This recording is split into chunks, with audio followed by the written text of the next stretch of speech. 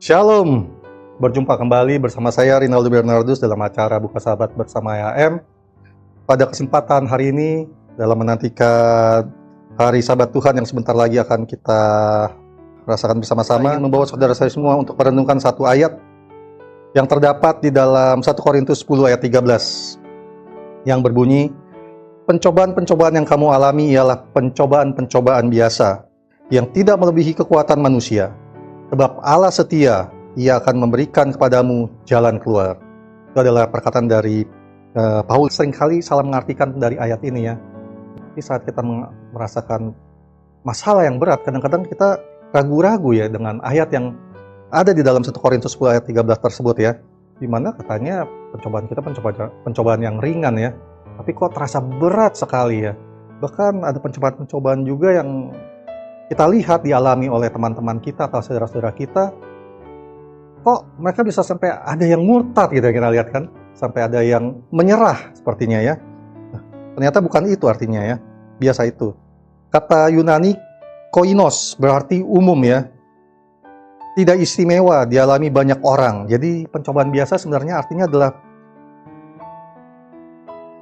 pencobaan yang sudah umum, dirasakan oleh banyak orang. Jadi bukan pencobaan sesuatu yang luar biasa yang hanya Anda sendiri yang mengalami ya, tidak istimewa.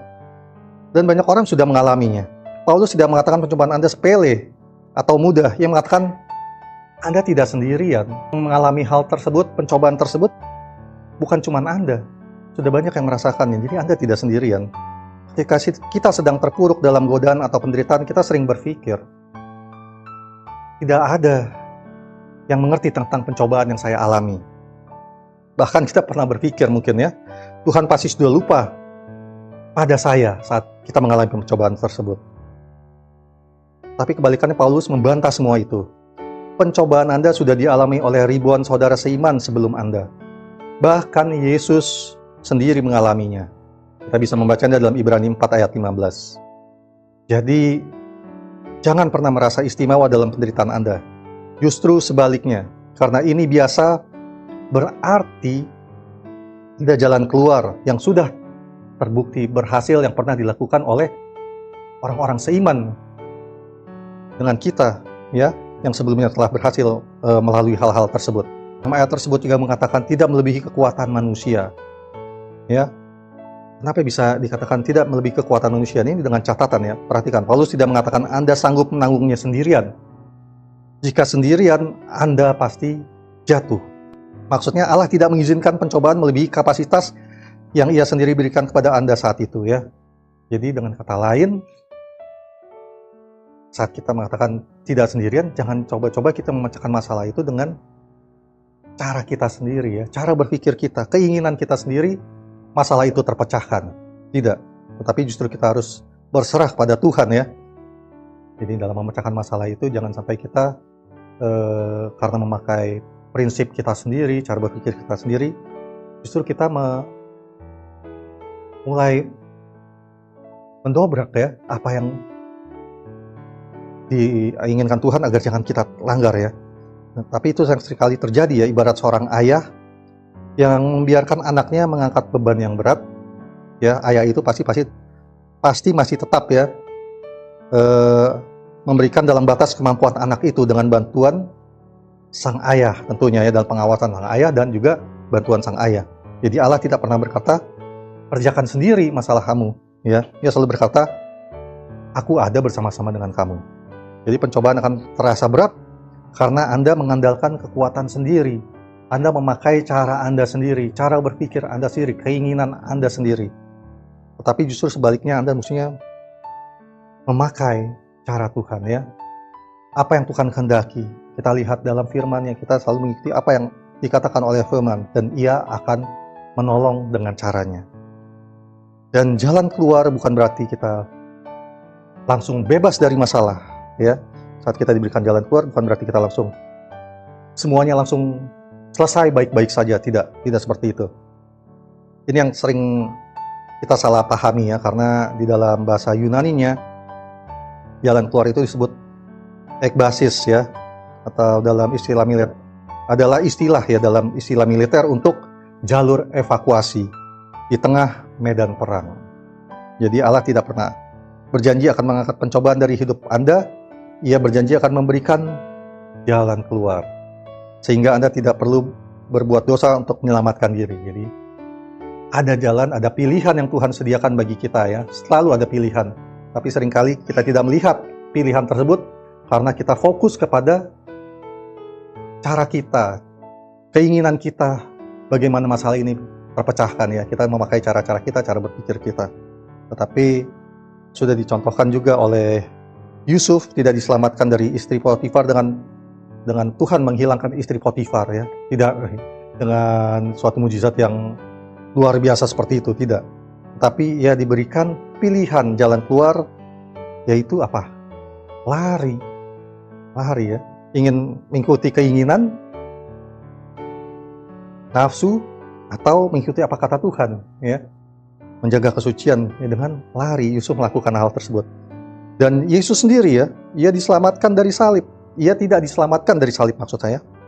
Ia diberikan jalan keluar ya oleh Tuhan, yaitu akhirnya adalah ketaatannya ya.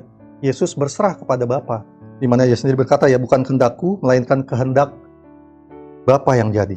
Ya, Lukas 22 ayat 42 kita bisa membacanya di dalam Alkitab. Jadi Yesus sendiri berserah kepada Tuhan. Jalan keluarnya adalah mengikuti kehendak Tuhan. Itu sudah jalan keluar terbaik. Dan juga ada Paulus ya, saat dia di penjara, apakah ia langsung diberikan mujizat yang langsung bisa bebas begitu saja? Ya, memang ada ya saatnya ya. Kita pernah membaca ya di dalam Alkitab bahwa Paulus tembok hancur dan Paulus bisa berjalan keluar. Tetapi di dalam penjara pun ia memilih bersukacita dan menulis surat yang menjadi berkat bagi kita semua pada saat ini juga yang membacanya ya. Jadi jalan keluar itu tidak selalu harus sesuai dengan keinginan kita, tetapi harus sesuai dengan keinginan Tuhan, dan itu bisa mengubah kita di dalam situasi tersebut. Sehingga kita tidak dapat menanggungnya, bukan menghindarinya. Akan lebih baik tertarik pada karakter Anda, tetapi Allah lebih tertarik pada karakter Anda daripada kenyamanan Anda. Tujuan pencobaan bukanlah untuk menghancurkan Anda, tetapi untuk membentuk karakter kita. Sebab penderitaan ringan yang sekarang ini mengerjakan bagi kita kemuliaan kekal yang jauh lebih besar. 2 Korintus 4 ayat 17. Jika Allah selalu menghilangkan pencobaan, Anda akan tetap lemah. Tetapi dengan memberi jalan keluar dalam pencobaan, Ia membuat Anda kuat, tangguh, dan dewasa karena kita telah teruji. Allah tidak menghindarkan Anda dari badai, Ia membuat Anda mampu berjalan dan melewati badai tersebut. Semoga dengan firman Tuhan yang singkat ini bisa menjadi kekuatan bagi kita semua ya. Di saat kita mengalami pencobaan, kita selalu ingat pada firman Tuhan ya. Kita tidak memakai cara kita untuk menyelesaikan sebuah masalah, tidak memakai keinginan kita sendiri, tetapi kita mengandalkan Tuhan dan memakai cara yang diinginkan Tuhan, yaitu selalu turut dengan firman-Nya, dan kita harus selalu menuruti apa kata Tuhan. Dan semoga ini menjadi berkat bagi kita semua. Untuk itu saya ingin mengajak kita tunduk kepala, kita akan berdoa. Bapa yang baik yang bertahta dalam kerajaan surga yang mulia, terpujilah nama Engkau ya Bapa. Pada saat ini Bapa, kami telah mendengarkan seruan firman-Mu ya Bapa. Biarlah kami Bapa selalu merendahkan hati kami di atas firman-Mu Bapa. Di dalam keadaan apapun Bapa, saat masalah terjadi ya Bapa, biarlah kami selalu bisa mengandalkan Engkau saja Bapa. Kami mohon Bapa, Engkau selalu memegang tangan kami, menuntun kami dan mengajar kami ya Bapa, agar hari semakin hari ya Bapa, kami semakin teruji, kami semakin bertumbuh ya Bapa. Oh Bapa yang baik, terima kasih Bapa sekali lagi atas firman-Mu. Kami mau serahkan hidup kami dalam tangan-Mu saja Bapa. Biarlah kehendak-Mu saja yang jadi.